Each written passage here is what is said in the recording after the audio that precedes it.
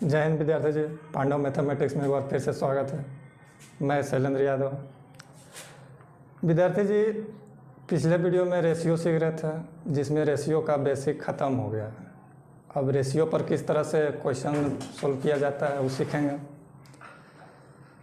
तो बोर्ड पर क्वेश्चन दिया हुआ रहेगा और सीखिए किस तरह से क्वेश्चन को सोल्व किया जाता है रेशियो से।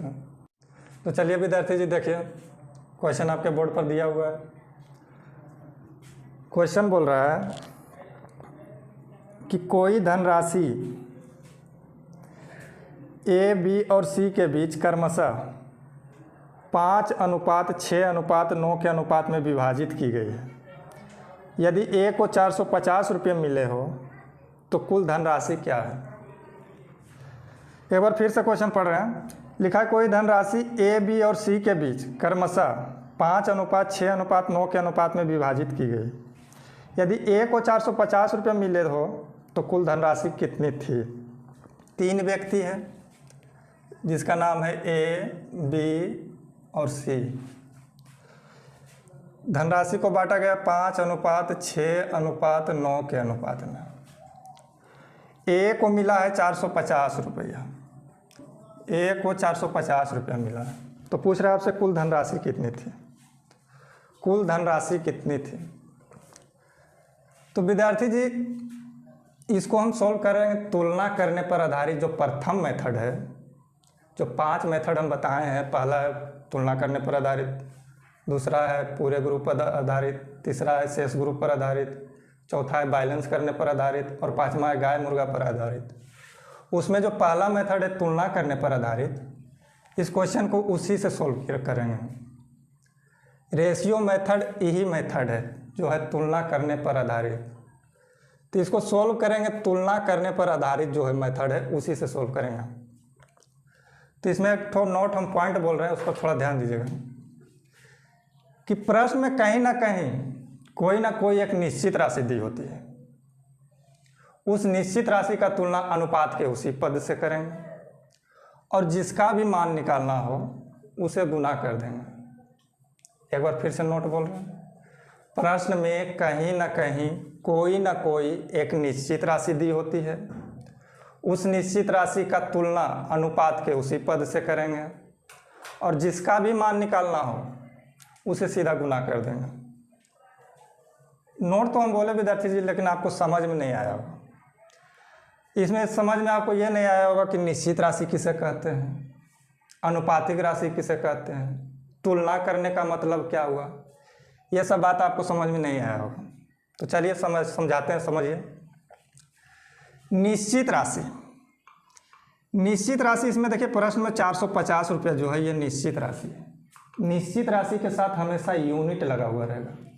450 रुपया है या 450 किलोमीटर या 450 मीटर, 450 घंटा, यानी जिसके साथ यूनिट लगा हुआ रहेगा उसे हम निश्चित राशि बोलेंगे। ये 450 रुपया है, तो ये 450 के साथ यूनिट लगा हुआ है, इकाई लगा हुआ है, तो ये निश्चित राशि है। अभी निश्चित राशि का तुलना अनुपात के उसी पद से करेंगे, यानी जिसका ये निश्चित राशि दिया हुआ रहेगा उसी के अनुपात से तुलना करेंगे। तो ये तो निश्चित राशि हुआ और जो अनुपात के रूप में दिया हुआ है वो अनुपातिक राशि हो गया। ये निश्चित राशि और ये अनुपातिक राशि। तुलना करने का मतलब क्या हुआ। तुलना करने का मतलब होता है भाग करना। रेशियो मेथड में तुलना करने का मतलब होता है भाग करना। तो निश्चित राशि का तुलना अनुपात के उसी के पद से करेंगे। ये जिसका निश्चित राशि दिया हुआ रहेगा उसका तुलना अनुपात के उसी के पद से करेंगे और जिसका भी मान निकालना रहेगा उसको सीधा गुना कर देंगे। बस इतना ही करना है और कुछ भी नहीं करना। जिसका ये निश्चित राशि दिया हुआ रहेगा उसका तुलना अनुपात के उसी के पद से करेंगे और जिसका भी मान निकालना है उसको सीधा गुना कर देंगे। तो ये निश्चित राशि 450 रुपया जो है ए का राशि है। प्रश्न में बोल रहा है ए को 450 रुपया मिले हैं, तो ये 450 रुपया जो है ए का राशि है। तो ए का तुलना ए से और जिसका भी मान निकालने के लिए बोलेगा उसको सीधा गुना कर देंगे। तो 450 का तुलना 5 से, अब जिसका भी मान निकालने के लिए बोलो उसको गुना कर देना है। तो बोल रहा है कुल धनराशि कितनी थी, तो कुल धनराशि तीनों के मिला करके कुल धनराशि कितना हो जाएगा? 5 6 11 11 9 20, 20 से गुना कर देंगे, बस इतना ही करना है। काटिए, 90 बार में ही कट जाएगा, 90 गुने 20 1800 रुपये, ये आपका आंसर हो जाएगा। एक बार फिर से ध्यान दीजिएगा, एक बार फिर से ध्यान दीजिएगा, फिर से पढ़ रहे हैं, फिर से पढ़ रहे हैं, ध्यान दीजिए। प्रश्न बोल रहा है कोई धनराशि ए बी और सी के बीच क्रमशः 5:6:9 के अनुपात में विभाजित की गई है। यदि ए को 450 रुपया मिले हो तो कुल धनराशि कितनी थी?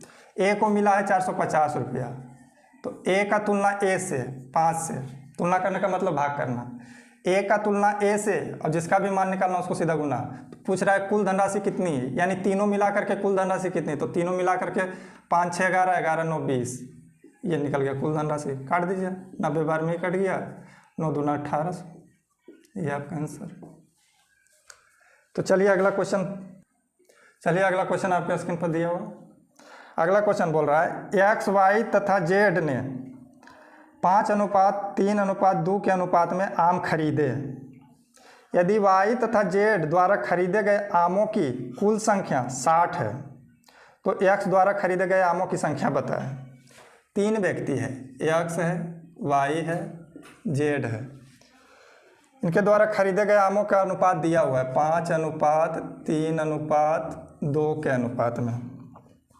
और आगे बोल रहा है यदि वाई तथा जेड द्वारा खरीदे गए आमों की कुल संख्या 60 है, जो निश्चित राशि दिया हुआ रहेगा उसका तुलना उसी के अनुपात से करेंगे और जिसका भी मान निकालना उसको सीधा गुना कर देंगे। तो ये जो 60 आम खरीदा गया है, इसको एक बार फिर से पढ़िए। बोल रहा है वाई तथा जेड द्वारा खरीदे गए आमों की कुल संख्या 60 है। वाई और जेड द्वारा खरीदे गए आमों की कुल संख्या 60 है, तो निश्चित राशि में वाई तथा जेड द्वारा खरीदे गए कुल आमों की संख्या 60 है और अनुपातिक राशि में वाई तथा जेड द्वारा खरीदे गए कुल आमों की संख्या 3 और 2 5 है। तो जिसका निश्चित राशि दिया रहेगा उसी के अनुपात से तुलना करेंगे। अब जिसका भी मान निकालना उसको सीधा गुना कर दीजिए। तो बोल रहा है एक्स द्वारा खरीदे गए आमों की संख्या बताएं। तो एक्स द्वारा खरीदे गए आमों की संख्या 5 है, तो 5 से गुना, 5 से 5 खत्म, आपका आंसर 60 हो जाएगा। चलिए अगले क्वेश्चन पर, चलिए अगला क्वेश्चन आइए।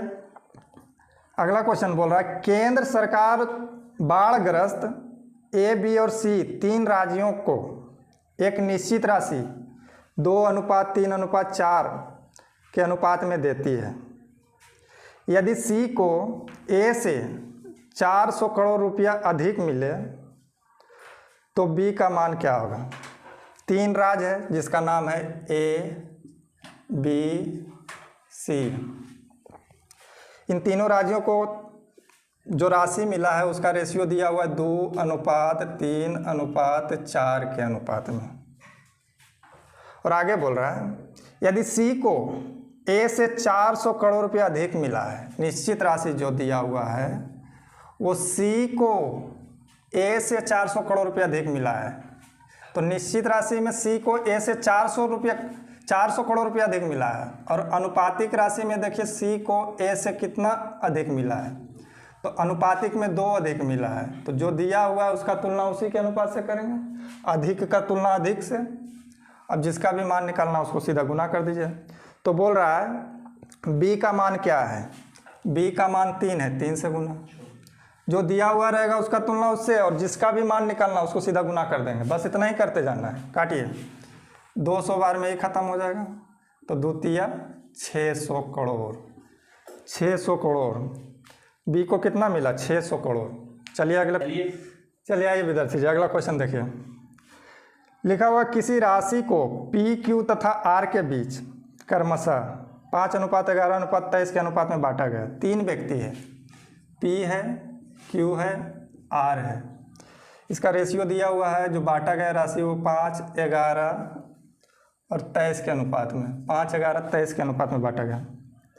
आगे बोल रहा है यदि आर का हिस्सा पी और क्यू के कुल हिस्से से 2800 रुपया अधिक है, निश्चित राशि 2800 रुपया अधिक है। अब जिसका निश्चित राशि अधिक है उससे का तुलना उससे करेंगे और जिसका भी मान निकालना उसको सीधा गुना कर देंगे। तो बोल रहा है एक बार फिर से पढ़िए, जो निश्चित राशि दिया हुआ उसको एक बार फिर से पढ़िए उस लाइन को। बोल रहा है आर का हिस्सा पी और क्यू के कुल हिस्से से 2800 रुपया अधिक है। ये जो आर का हिस्सा है पी और क्यू के कुल हिस्से से, ये दोनों के मिला करके जो कुल होता है उससे ये 2800 रुपया अधिक है। तो निश्चित राशि में ये 2800 रुपया अधिक है। तो अनुपातिक राशि में देखिए दोनों मिला करके इससे ये कितना अधिक है, तो दोनों को मिलाए तो 11 पाँच 16 और ये 23 कितना अधिक है, 7 अधिक है। 11 पाँच 16 ये दोनों मिला करके 16 से 23 7 अधिक है। तो अधिक का तुलना अधिक से। अब जिसका मान निकालना उसको सीधा गुना कर दीजिए। तो बोल रहा है आर तथा क्यू के हिस्से में अंतर क्या है। आपसे पूछ रहा है आर तथा क्यू के हिस्से में अंतर क्या है। तो आर और क्यू के हिस्सा में कितना के अंतर है, 12 के। 12 से गुना 7 चौका 28, 4 बार में 400 गुने 12 4800, ये आपका आंसर। चलिए अगले क्वेश्चन पर। चलिए अगला क्वेश्चन 5वें नंबर पर आइए। 5वां नंबर बोल रहा है कोई धनराशि 2:7:9 के अनुपात में पी क्यू और आर में बांटी जानी है। 3 व्यक्ति में बांटा जाना है जिसका नाम है पी क्यू और आर में बांटा जाना है 2:7:9 के अनुपात में। 2:7:9 के अनुपात में बांटा जाना है। और आगे बोल रहा है कोई धनराशि 2:7:9 के अनुपात में पी क्यू और आर में बांटी जानी है। पी और क्यू के भागों का योग आर के भाग के बराबर है। पी और क्यू के भागों का योग आर के भाग के बराबर है। आगे बोल रहा है पी और क्यू के भागों का अंतर क्या है। इस क्वेश्चन में विद्यार्थी जी कहीं निश्चित राशि का पता ही नहीं है।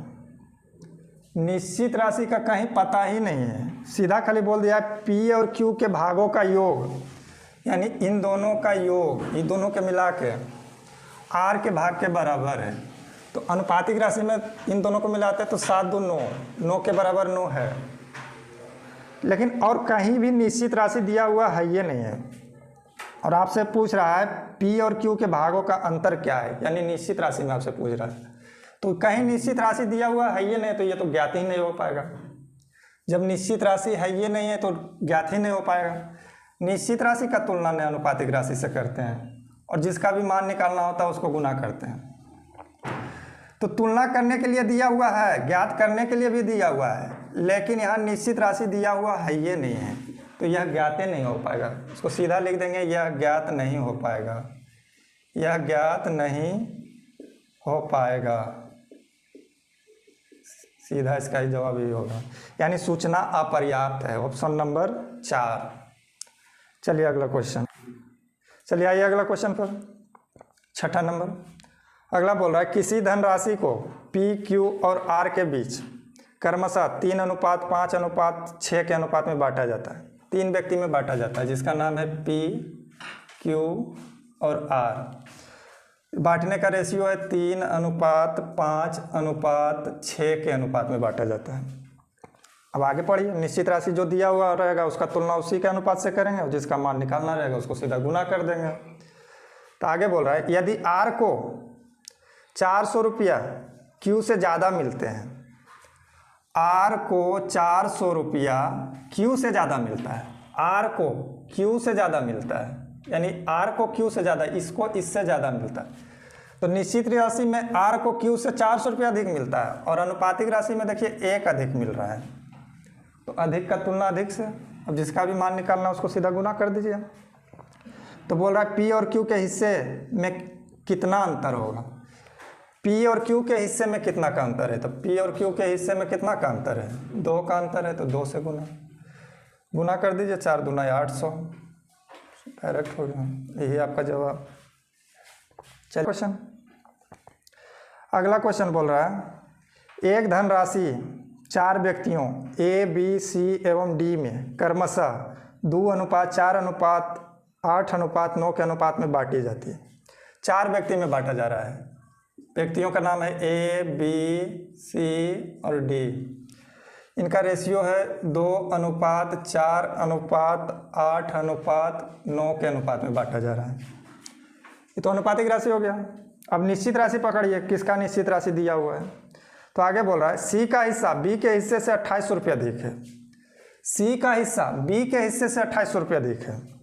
निश्चित राशि जो दिया हुआ है 2800 रुपया अधिक, वो है सी का हिस्सा, बी के हिस्से से 2800 रुपया अधिक है। तो निश्चित राशि में 2800 रुपया अधिक है और अनुपातिक राशि में देखिए कितना अधिक है, 4 अधिक है। तो अधिक का तुलना अधिक से, अब जिसका भी मान निकालना रहेगा उसको सीधा गुना कर दीजिए। तो बोल रहा है ए एवं डी को मिलाकर प्राप्त धनराशि क्या होगी। ए और डी को मिलाकर, ए और डी को मिलाएंगे तो ए और डी को मिला देंगे तो 9 और 2 11 होगा। काटिए, 4 से 7 बार में ही कट जाएगा। गुना कीजिएगा तो 11 7 77 पर 2 0 7700। चलिए अगले क्वेश्चन की ओर। चलिए अगला क्वेश्चन आइए। अगला क्वेश्चन देखिए, बोल रहा है एक धनराशि को ए बी सी और डी के बीच क्रमशः 4:6:11:13 के अनुपात में बांटा जाता है। 4 व्यक्ति है, ए बी सी और डी। बांटने की राशि का अनुपात है 4:6:11:13 में बांटा जाता है। अब निश्चित राशि को पकड़ना है। जो निश्चित राशि जिसका दिया रहेगा उसी के अनुपात से तुलना कर देंगे और जिसका भी मान निकालना रहेगा उसको सीधा गुना कर देंगे।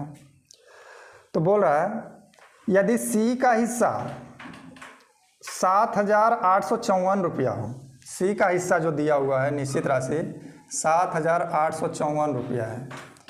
ये 7,854 रुपया सी का हिस्सा है। तो सी का हिस्सा के तुलना सी के हिस्सा से, तो यहाँ सी का हिस्सा है 11, सी के तुलना सी से।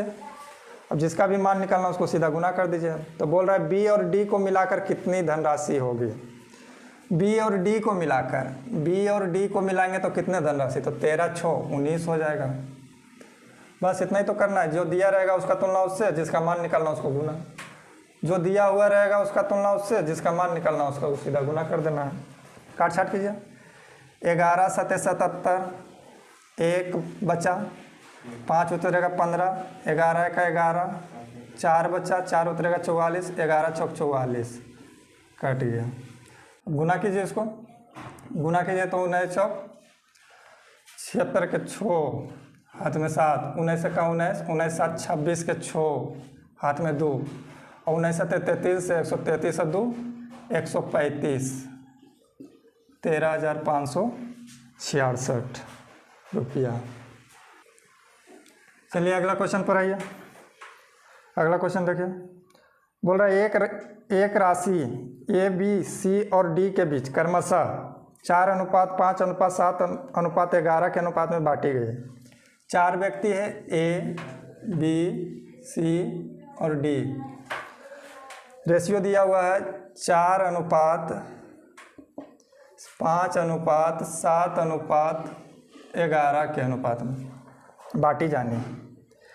बोल रहा है यदि सी का हिस्सा 1351 रुपया है, 1351 रुपया जो दिया हुआ है वो सी का हिस्सा है। तो सी का तुलना सी से करेंगे और जिसका भी मान निकालना उसको सीधा गुना कर देंगे। तो यहाँ सी का हिस्सा 1351 रुपया है और अनुपातिक राशि में सी का हिस्सा 7 है, तो 7 से तुलना करेंगे। अब जिसका भी मान निकालना उसको सीधा गुना कर दीजिए। तो बोल रहा है ए और डी की मिलाकर कुल राशि कितनी है। ए और डी कर मिलाकर, तो ए और डी को मिला देंगे तो 4 और 11 15 हो जाएगा। ए और डी को मिलाएंगे तो 4 11 15। काटिए, काटिए अब इसको, काटिएगा तो 7 1 7 बचा 6, 5 उतारेंगे 65, तो 7 9 63 बचा 2, 1 उतारेंगे 21, 7 21, 7 से ये कट जाएगा। अब गुना कर दीजिए। 15 45 के 5 हाथ में 4, 15 9 35 से 135 और 4 39, 139 बचा हाथ में 13, 15 का 15 और 13 28, 15 13 28, 2895। चलिए अगले क्वेश्चन की ओर। चलिए विद्यार्थी जी लास्ट क्वेश्चन देखिए। लास्ट क्वेश्चन है, बोल रहा है एक अस्पताल में कुल डॉक्टरों तथा नर्सों की संख्या 240 है। यदि डॉक्टर तथा नर्सों का अनुपात 5:7 हो। पहले डॉक्टर और नर्स का जो रेशियो दिया हुआ है उसको लिख दीजिए। डॉक्टर को डी से सूचित कर देते हैं, नर्स को एन से सूचित कर देते हैं। रेशियो डॉक्टर और नर्स का दिया हुआ है 5:7 का। बोल रहा है यदि डॉक्टर तथा नर्सों का अनुपात 5:7 हो तो नर्सों की संख्या ज्ञात करें। तो निश्चित राशि दिया हुआ है 240। ये 240 जो है डॉक्टर और नर्स मिला करके, तो निश्चित राशि में डॉक्टर और नर्स मिला करके 240 है, और यहाँ अनुपातिक राशि में डॉक्टर और नर्स मिला करके 7 5 12 है।